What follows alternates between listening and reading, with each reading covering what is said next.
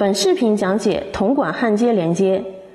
着装准备：进行焊接操作时，除佩戴安全眼镜、穿防砸鞋外，着长袖工作服外，还应佩戴焊接手套。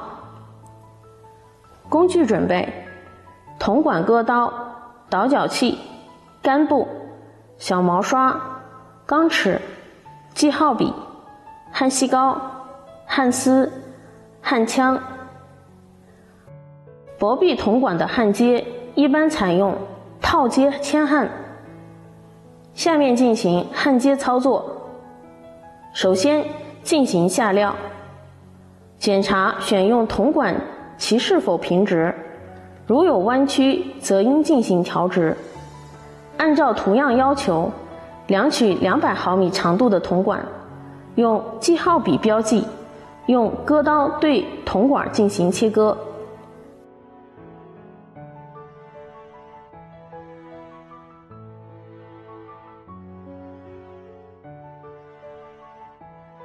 切割完成后，用倒角器对管材进行内外毛刺倒角，再用干布将管道擦拭干净。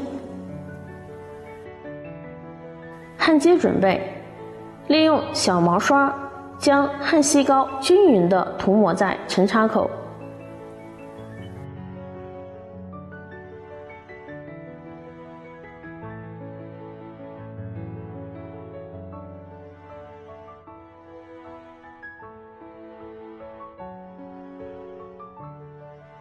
为了便于焊接，焊接时将管件或管子的一端固定在台弧钳上。夹持管件的时候，切记将沉口夹变形。准备焊接，调节焊枪火焰的大小和合适温度。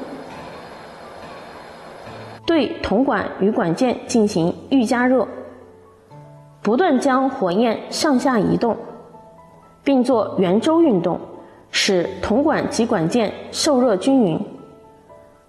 到达焊接温度后，将火焰移至焊料注入点的背后，对管材进行加热。将火焰稍微移开，让管材保持这一温度。另一边斜下开始送丝。送丝过程中，观察焊料的流动，直至焊料将沉插口缝隙填满。待铜管冷却后，迅速用干布将多余的焊锡膏擦拭干净，同时观察焊料是否已经将缝隙填满。